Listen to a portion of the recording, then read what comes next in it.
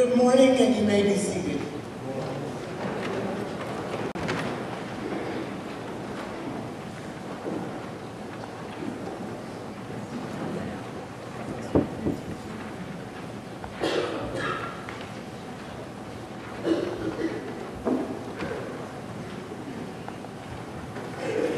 As president of Bennett College, I am calling the college together for the 144th academic session in Greensboro, North Carolina.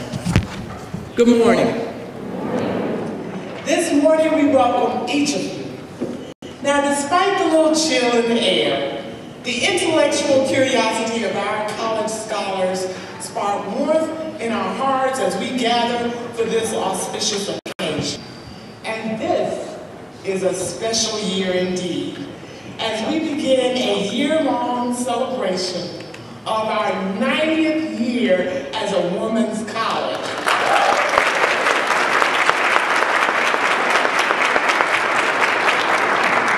And to mark this unique occasion, we will open with the future squarely in our sight line. Now, each of you are welcomed as our special guests, especially the members of our Board of Trustees who are present today. Trustee and Senator Gladys Robinson, Trustee Pam Stearns, Trustee Tammy McNeil. Thank you all for all of your support, your leadership, and your guidance for this great institution. Thank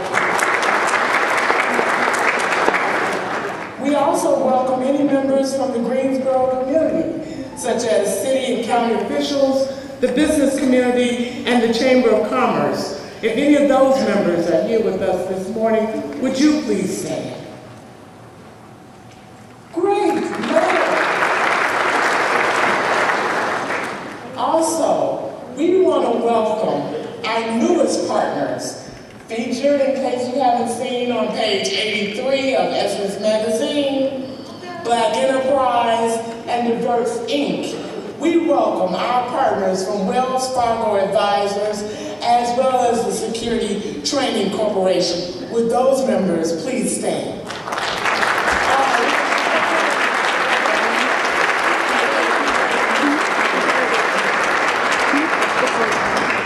And, as always, we are very, very pleased and happy to have any alumni, current and retired faculty or staff members joining us this morning. Would all alumni, current and retired faculty and staff members please stand and receive our warm welcome to you for returning back to the campus. All faculty, alumni, staff. Good morning and welcome. Now, we will follow the program as planned. Please join me in welcoming Reverend Natalie McClain for the invocation. She will be followed by Mrs. Rochelle Gibbons, class of 2019, who will offer the scriptures. Then we will welcome the Honorable Nancy Vaughn, the great mayor of our growing and prospering city, to bring greetings. Reverend McClain. Our invocation for this occasion has been adapted and used on other occasions such as this. It's entitled Prayer for a College Woman by William Imes. It was written in 1956. Let us bow together in prayer. God, whose Son was born of a woman, look upon us with loving kindness and an abundance of mercy. Help us to adore you in spirit and in truth, and to learn from you how you ever brought beauty and radiance and joy into our world through the life and ministry of womanhood. Especially commended to your care are the students of this college campus. Help each one to be filled with eagerness to learn the disciplines of mind, heart, and spirit. Help each in conduct and in character to reflect the best traditions of a faithful heritage. In decisions, make each student thoughtful and exact. In temptations, keep her strong and pure. In conflicts, make her just and wise. In habits, filled with the ministry of human kindness and a concern for all of your children. In studies, may each student have the skills to enrich our common fund of learning and crown it with loveliness and dignity that shall give it highest worth. Let each life be a center of order, a mirror of beauty, and a ministry of comfort. This is our prayer offered for all of your children. In Jesus' name, amen. Amen.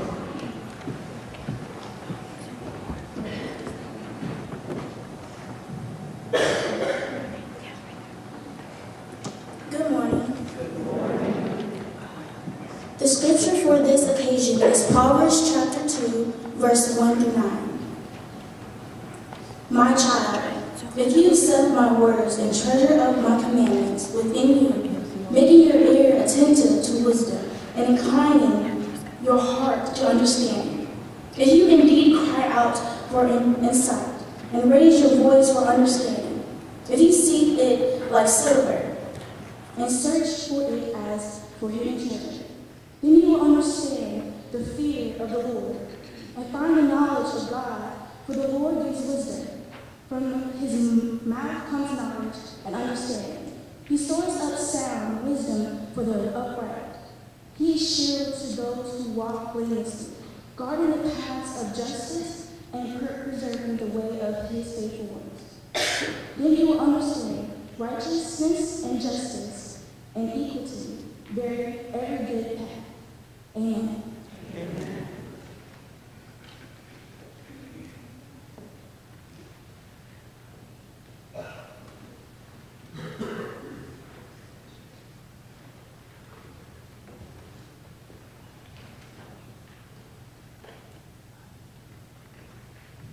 Good morning. Good morning. It is truly my pleasure to be here as we start our 90th year after the holidays. What a beautiful morning it is. I am so proud to have Bennett College be part of the city of Greensboro.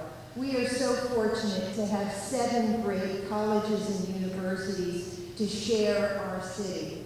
You know, there's a lot of buzz been going on lately about the Powerball lottery. I don't know if you've heard about it. I bought a couple tickets. I figured out how I was going to spend my winnings. I don't think I won because I didn't hear that anybody in Greensboro had a ticket. But you know, we don't have to win the Powerball lottery to have a great future. What we have to do is invest in ourselves. And you know, when you come to a great college like Bennett College, you really do win the lottery. You work hard, you study hard, you really build your future here. And this is where it all begins. You've got great teachers and great mentors, and I think this is a really great community.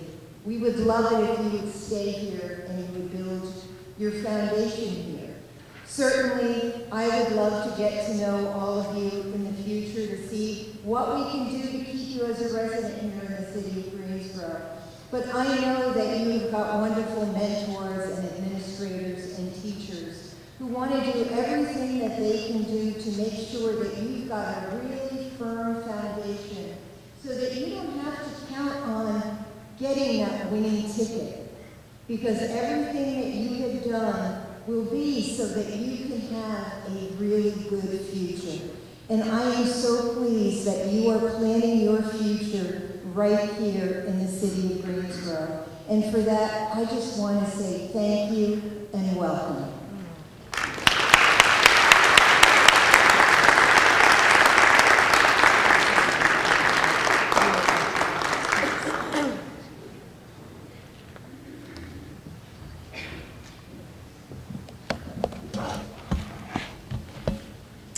Thank you, Honorable Nancy Vaughn, for the greetings.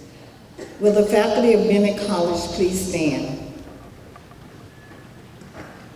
Madam President, I am honored to present my colleagues of Bennett College who are charged with the responsibility of helping to educate every member of the class of 2019.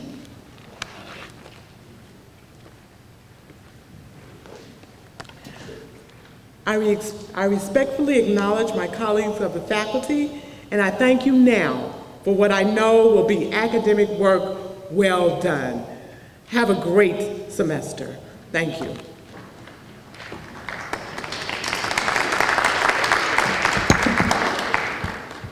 Will the class of 2019 and transfer students please rise?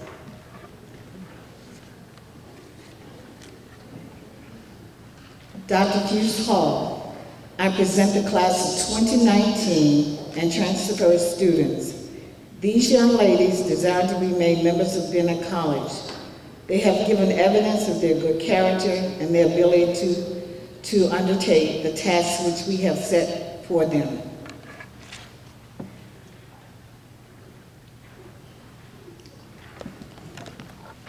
Members of the Bennett College community, I am pleased to present these students in the presence of the faculty and in the witness of the whole college in order that they may complete their matriculation by witnessing their signatures in the college register.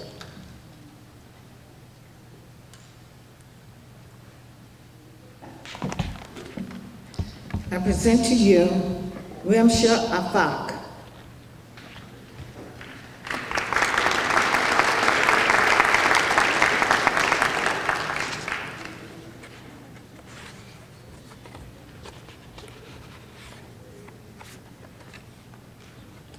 Olivia Anthony.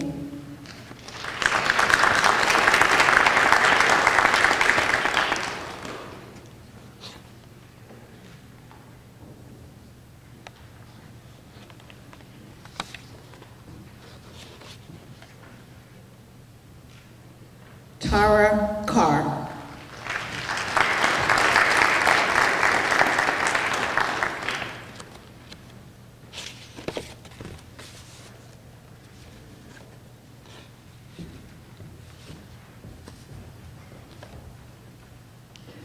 Brianna Glasgow.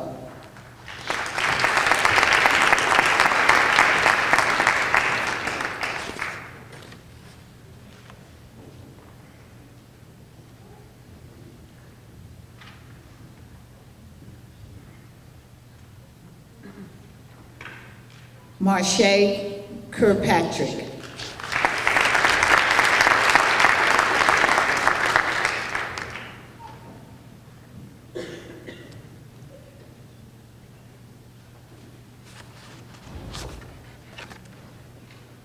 And Jillian Wilson.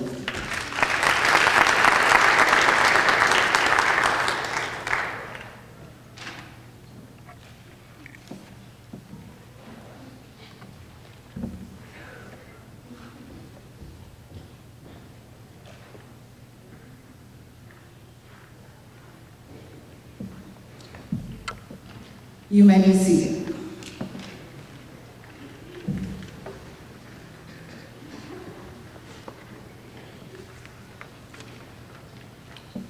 We welcome our newest students to campus and we embrace all of our students. Would all Bennett College students please stand and receive our warm welcome back for the spring semester. Outstanding, outstanding. Welcome home, welcome home. Thank you very much. And of course, leading us is royalty with Miss Bennett College 2015-2016, Miss Kiara Hood, please stand. Welcome. Good morning. Any and all members from our Student Government Association leadership. I know our SGA president is currently serving our community, Madam Mayor, as a student teacher this spring. So she's not with us, but any other members of the student government leadership, would you all please stand? We welcome you. Thank you for your leadership. So as I mentioned earlier, this is a special chapter in the life of the college as we open this semester. After 50 years, in 1926, Bennett College began operating as an institution to train women at the higher levels of academic work. 90 years later, this institution has traveled through the Great Depression, the Negro Women's Club movement of the 40s and 50s, the turbulent birth pains of the civil rights and the women's rights movements of the 60s and 70s, integration, the technology explosion of the 90s, and the dawn of a new millennium. And she has arrived standing upright, boldly and courageously facing the future. A future that we will build upon the important partnerships with others. As our president in 1926, Dr. David Dallas Jones, did with so many others, like Mrs. Annie Myrna Pfeiffer, for whom this chapel is named. Today, I am proud to introduce to you Ms. Diane P. Gabriel, President of Wells Fargo Advisor Solutions. She manages a team of financial advisors who serve the company's mass and emerging affluent clients. That's all of you. Her visit here today is significant because this semester we have launched a new initiative supported by Wells Fargo Advisors. The company has partnered with Bennett College to offer the Securities Training Corps program, which prepares students to take the examination for a Series 7 license, the first step to becoming a financial advisor. Bennett College is the first historically black college to offer this program to students. Yes.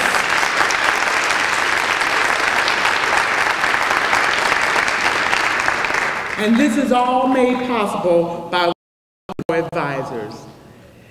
It even means for our early middle college high school students, do we have any of those in the house? Early middle college, you all stand up and be recognized.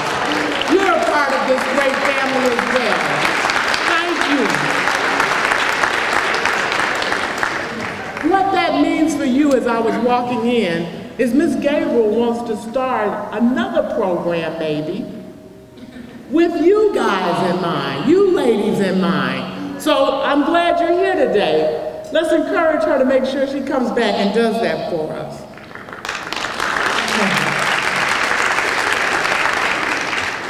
This is all made possible by Wells Fargo Advisors. And to quote Trustee Andrea Harris, this is a game changer.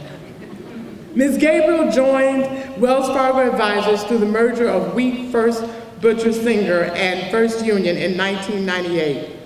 Her distinguished rise in the organization is outlined in your program. She is a testament to what hard work and innovation that's valued by your colleagues and your supervisors can lead you to. As a woman, I'm sure each day was not rosy, but like each of our students, perseverance, grit, and audacious courage will lead you to the top of any organization as it has done for her. In August of 2013, Gabriel was named head of WFA Solutions, where she remains today leading a team of over 200 financial advisors. Ms. Gabriel is an honors graduate of Gosher College, which she said to me was a women's college at the time, with a bachelor's degree in economics. She earned her professional designation of Accredited Asset Management Specialist from the College for Financial Planning and completed the Securities Industry Institute program at the Wharton School of Business at the University of Pennsylvania. Please join me in welcoming our speaker for this Convocatum Est, Ms. Diane Gabriel.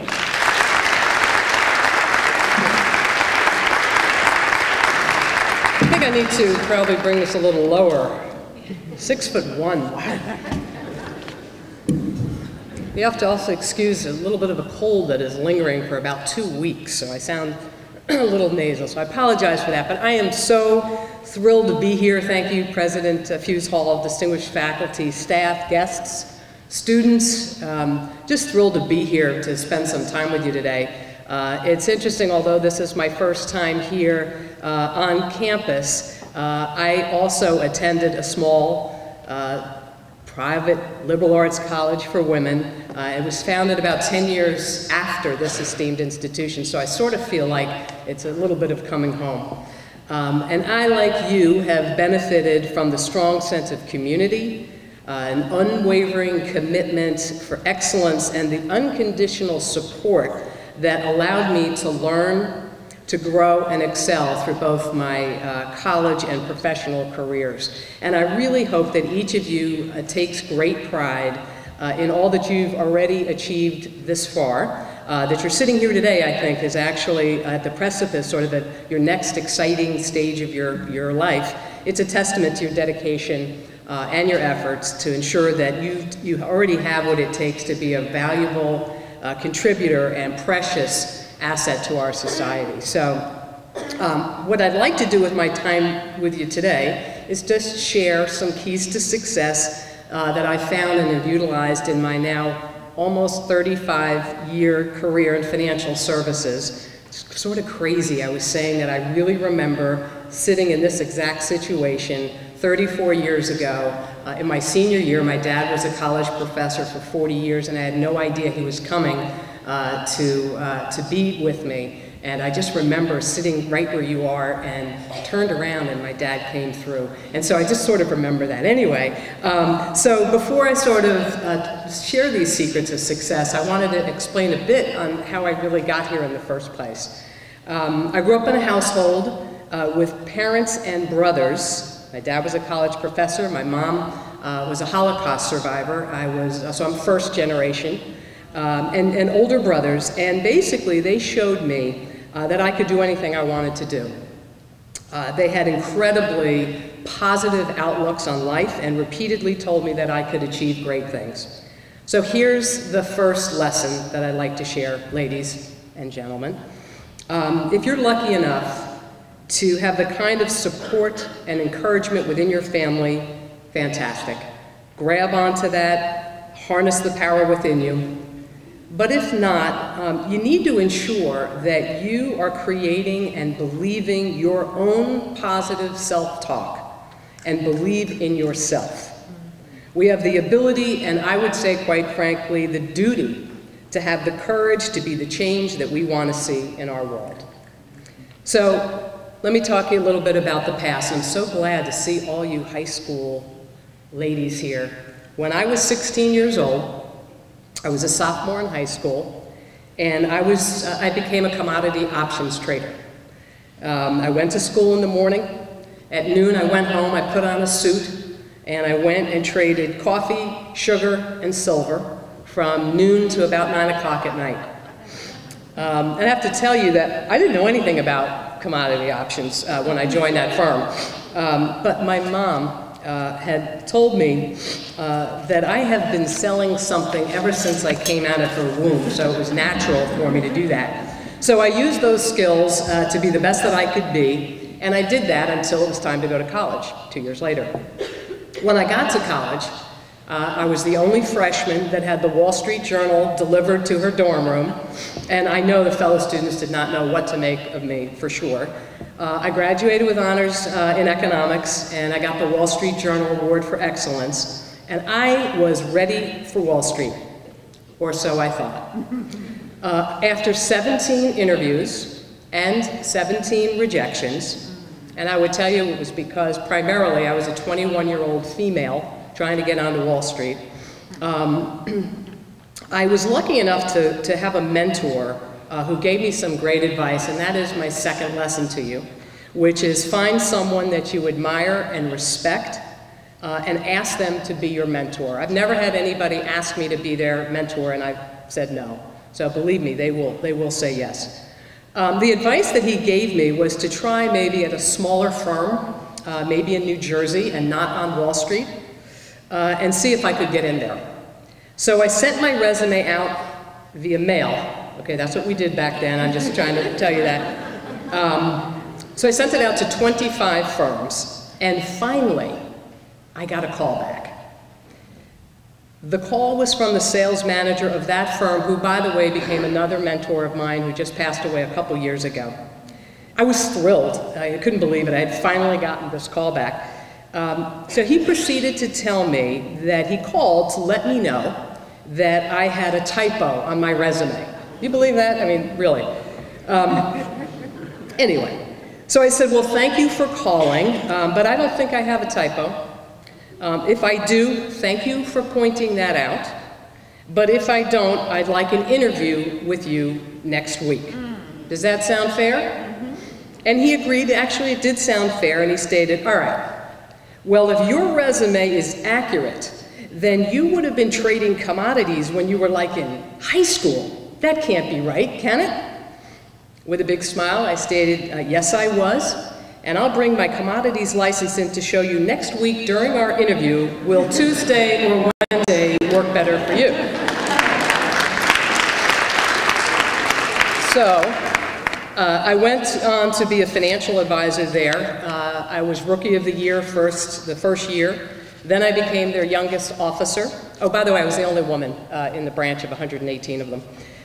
Then I became a branch manager of a new location in Washington, D.C., and I proceeded to stay with them for 14 years.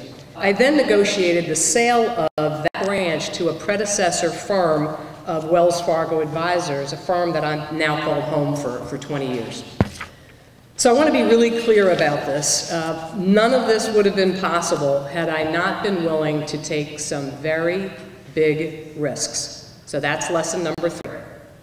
Taking risks are a vital part of the journey. The bumps that you're going to endure are going to allow you to pave a much more meaningful and rewarding path. As a matter of fact, I attribute a very large portion of my success and advancement in my career to that single lesson. I continue to try new things, take big, bold risks, do things that challenge and sometimes even scare me. So you can't be afraid to be different, because following the herd is a surefire way to mediocrity. So I don't want to paint an overly rosy picture. The President was just commenting about that, of the path that is before you. If you experience what I did, you may face coworkers, team members who don't want to see you succeed. In their eyes, your success might mean their failure.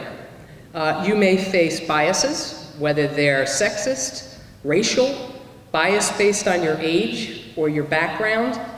But if and when you do, please remember lesson number 4, that how you think is everything. Always be positive. Think success, not failure, and be aware of and avoid negative people and negative environments.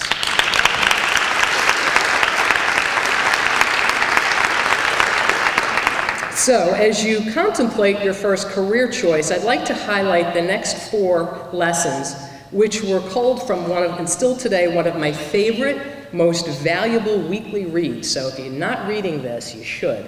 It's from the Sunday business section of the New York Times. It's a section called The Corner Office.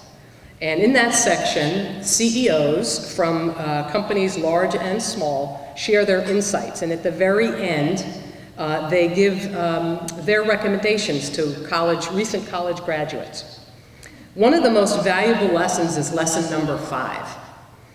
Focus on doing the very best job you can wherever you are, and never look at what the next job will be.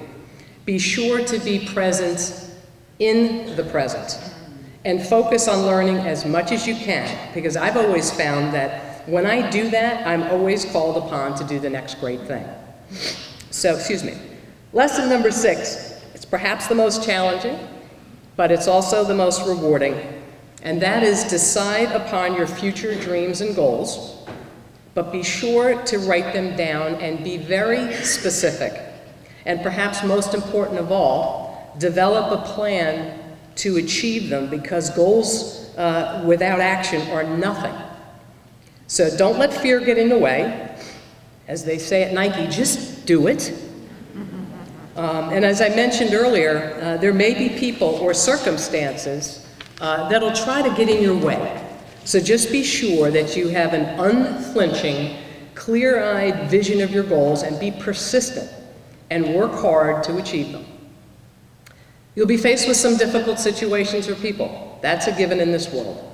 However, always remember lesson number 7, and that is that you have the ability to make a positive difference in others' lives, even those that present you with challenges. Be sure to treat them with courtesy and respect, and aim to be the highlight of their day. You need to strike a balance between confidence and humility, which, by the way, reminds me of one of my favorite quotes, which is that a peacock today is a feather duster of tomorrow. So that means don't get too full of yourself, because remember, sometimes the fall is a lot further than the rise. So what I'd like to leave you with today is that success requires committed passion, love what you do, seek the opportunities that allow you to make a difference in the lives around you. And lesson number 8 is the final lesson from a female CEO that I admire greatly. She says that every experience in life, whether humble or grand, teaches a lesson. The question is not if the lesson is taught, but rather if it was learned. So thank you so much for allowing me to spend a few minutes with you today. And I obviously can't leave today without telling you how pleased, how thrilled, how excited Wells Fargo Advisors is to be able to sponsor the first securities license training seminar at Bennett. We're so looking forward to seeing some of you as a financial advisor and within our ranks in the future. That includes all you high schoolers. I know that our clients are going to benefit from your intelligence, your compassion, and your commitment to providing them with much needed financial education and advice. Thank you again, sincerely.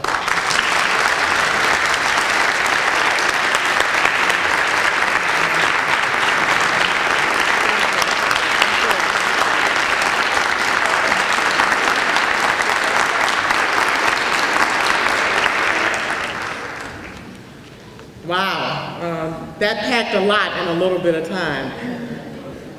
President Gabriel, we want to thank you so much for those inspiring words, those 8 lessons of life, and for this unique partnership between Bennett College and Wells Fargo Advisors.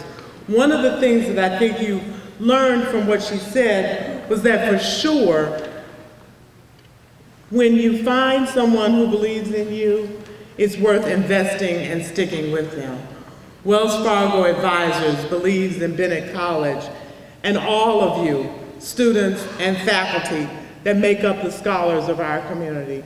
And for that, we should stick with you and be loyal to you. On behalf of the college, it is truly my pleasure to present to you the President's Award, which reads, Bennett College President's Award, presented to Diane Gabriel in recognition of your service to Bennett College as the Spring 2016 Convocatum Est Speaker, Thursday, January 14th, 2016, Rosalynn Fuse Hall, President.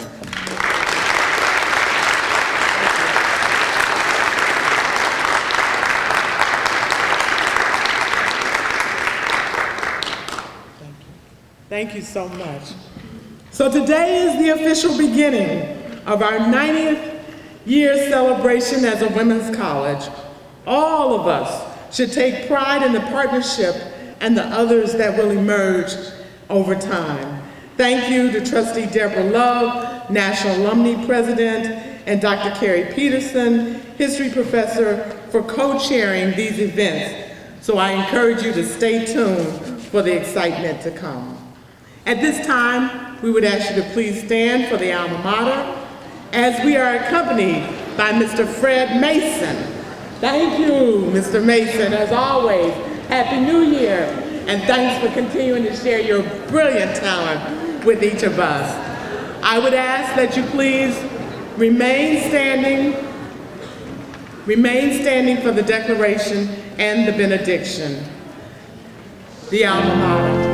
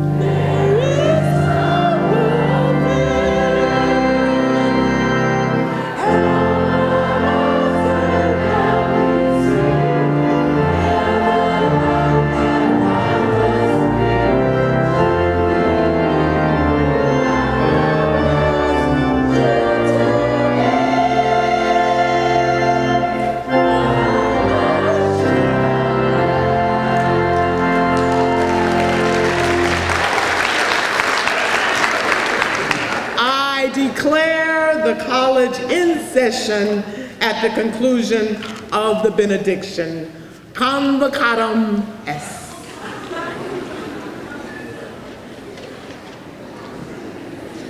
Let us bow together.